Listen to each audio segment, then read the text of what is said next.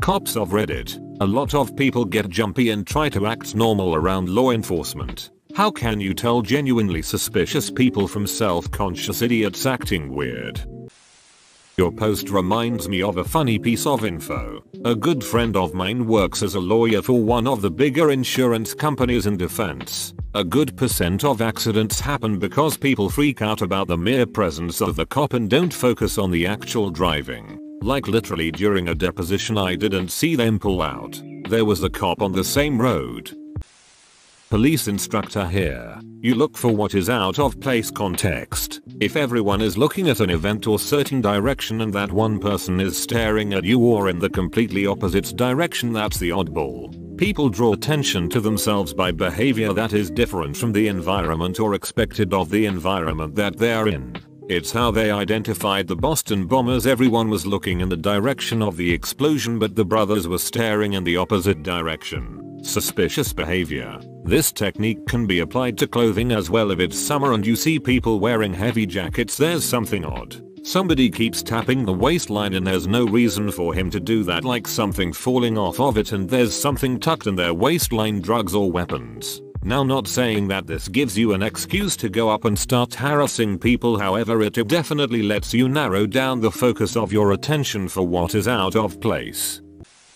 Pulled over for being lost in the wrong neighborhood. Was relieved as I did not have a GPS at the time. Horribly lost, was hoping the cop that had been tailing me for the last mile would pull me over to get directions. Wants to know why a white boy like me is in a neighborhood like this. I explain I'm lost. Doesn't believe me, says I'm here for drugs. My whole attitude changed because I'm suddenly nervous. Why would he think that, and realizing this could go badly? He says only guilty people act nervous. He ends up calling a K9 unit to search my car. Other cop is really cool. We chat and he apologized for first cop being a jerk. After search he gives me directions on how to get to my destination. Good cop bad cop is real. I don't put much consideration on someone's nervousness to the likeliness of them committing a crime. We need reasons or probable cause to determine that. However, someone's jumpiness is a tactical cue to me that they may more likely run or fight, especially if I already have probable cause of a crime occurring. Most people are scared when stopped by the police, but this fear is different than jumpiness. Fear is a little more subdued than the tension of someone looking for an escape. Another consideration is that if someone suffers from a mental illness, their symptoms are usually clearly different than someone who is plain scared or jumpy. Also, someone who is affected by drugs clearly has distinct signs. It's pretty complicated to explain, but simple when observing it in person every day. Cop here. I'll give a serious answer instead of all the others, assuming this is on a traffic stop. For the most part, if you are acting jumpy, I try to figure out why and remove that stress. If I can't figure it out on my own, I'll just simply ask. Common answers are, I don't like cops, I don't want a ticket, and so on. My reasoning for this is if you're relaxed and I ask if there are any weapons in the car and your stress indicators skyrocket when you say no, something is wrong. If you're already stressed, I won't be able to see that reaction. As others have stated, it's not 100%. Some people are just nervous Nellies. I try to calm people down for their sanity and my safety, but it doesn't always work. Great question. I'm a cop in Arizona. It's important to know the cultural and societal norms of your patrol area. A huge amount of folks carry guns here, for example. Your average law-abiding citizen will generally use a holster and not be deceptive about the weapon.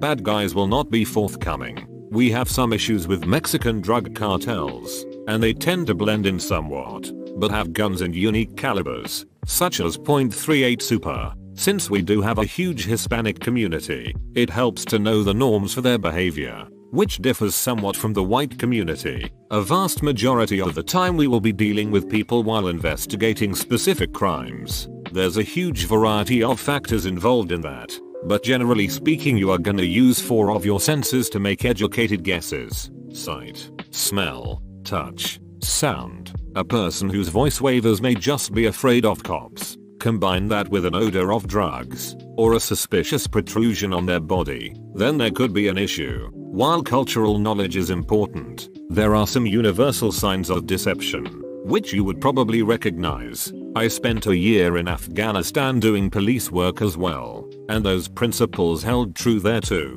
To a degree it's profiling, which is a dirty word, but a pragmatic principle, and questions. Fire away. I knew a police helicopter pilot and I asked a similar question when searching for suspects. He said that the bad guys were the ones not looking up at the helicopter. Innocent people look, point, stare, etc. I thought it was funny but true, to a point. I was taking the bins out one dark night and there was a police helicopter nearby. All of a sudden they lit me up with the spotlight. I was like a deer in the headlights, and after a second or two slowly waved at them, and then after a few more seconds the spotlight moved on elsewhere. It was so awkward they must have been pissing themselves laughing.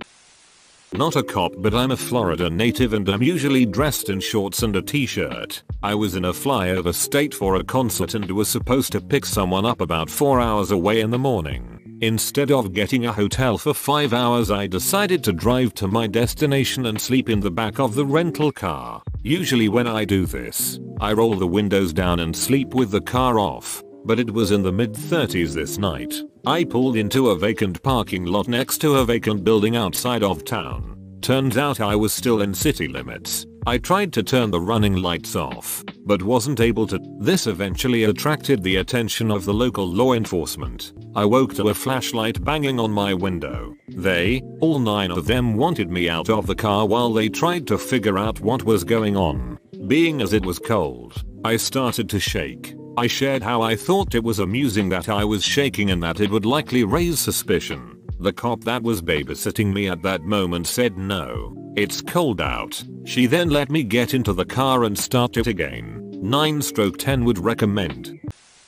Actual police officer here. Verified in r/protect and serve. There really is no magic answer. There is a ton of overlap between both groups, and anyone who says they can consistently spot the difference is lying to you. I'd rather judge the situation based on the objective facts rather than my gut feeling.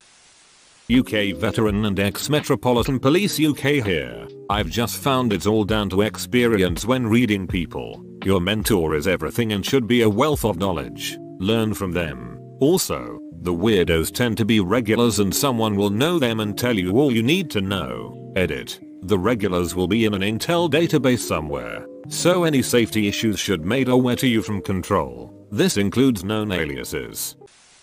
I have anxiety. Every time a copper pulls me over, I look guilty, but really I'm scared of unwarranted police violence and nervous about how much money today's ticket will cost me. Police always notice, and they always say that makes me suspicious, so they have reason to ask to search me and my possessions. I feel like I can't be the only innocent person in the world who gets the jumps around police, but they always act like I'm the first person they've ever encountered who acts guilty when I haven't actually done anything.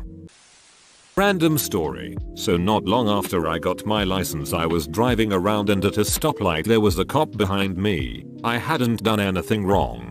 Cops at that point didn't freak me out yet, and I even knew a kid in school who was planning to become one. The light turns green and I go. I notice behind me everyone is behind the cop on all lanes. It weirded me out. Usually there are cars passing me or next to me. People were giving the cop a nice wide berth, or at least not wanting to drive ahead of it. It made me feel paranoid and I checked my speed. I was actually going slower than the speed limit. After I figured out everyone was just being paranoid, I sped up to the speed limit and that was that. The cop was driving slower than the speed limit and I drove off, leaving them all behind. I feel like the cop probably thought it was hilarious that his presence was slowing down traffic, cause it wasn't like he was trying to control it. His lights weren't on. Since then I've had plenty of speeding tickets. Plenty.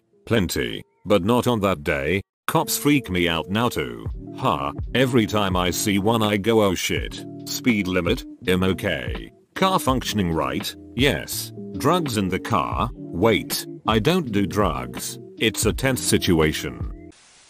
I'm one of those jumpy people. I've been pulled over and screamed at, why are you so nervous? What are you hiding? And another time, the cop was very nice and just said relax. It's just a ticket. Are you okay? Do you want to catch your breath? Not a big deal. Take a couple deep breaths. Buddy super friendly and helped me relax. I get anxiety in those situations without any real cause. I just get really nervous. It's crazy how differently cops can handle a situation in the exact same circumstances, just one was nicer or trained better.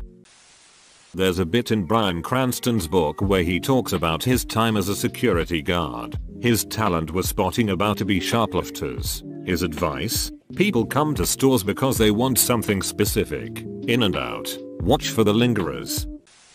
The funny thing is, if I'm off duty and around a uniformed officer I don't know different depth, area, etc., I get nervous. Hell, my heart sometimes skips a beat when I see one of our own cars driving down the road, even though it may be the same exact vehicle I was assigned to just a few hours ago. My point is, I think pretty much everyone gets nervous around a cop. Most people will avoid you and not make eye contact. But what really stands out for me are the adults that will periodically look at you, or you feel them staring at you like they're trying to eat your face. I've had to arrest a lot of people over the years, and many of them are back out on the streets.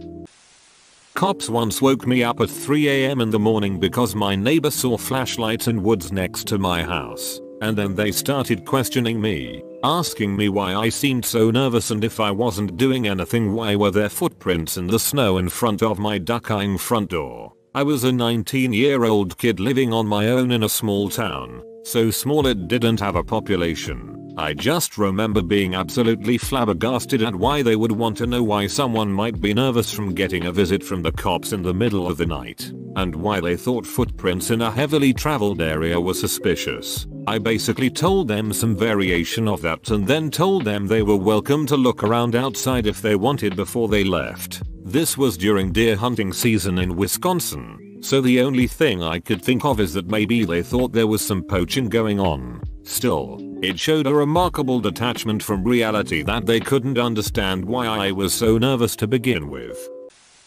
Every time I get pulled over, as soon as my tag is run through the system, the police get on their bullhorn and tell me to get out and lay on the ground. Not because I'm black, because I'm a 2-time convicted felon being crime free for 6 years, but I always find it amusing, and after all the foolishness I always have a laugh with them. Duval FL. Not a cop, but having worked at a pawn shop I will say they talked way too much. When the customer was trying to pull something on us, most would talk a lot about nothing. Keep up a constant stream of chatter. Of course this is in no way a 100% indicator, but it was one sign we looked for. Liars will usually offer additional explanations and excuses for something even when you don't ask, mostly because they assume you doubt what they'll say and feel the need to back up their claims. Imagine a friend is late, and he says, sorry I forgot, and move on. That's probably true, because he didn't even consider for a moment you might doubt that. That same friend shows up late, but starts explaining in details why they are late, and add more and more details to that story even though you didn't ask. They might be making shit up and trying to present a more finite, flawless story. Edit. Some people are pointing out this only applies to bad liars. Duh, of course. Tips for spotting obvious liars only apply to people who didn't perfect the art. Best comment of the day.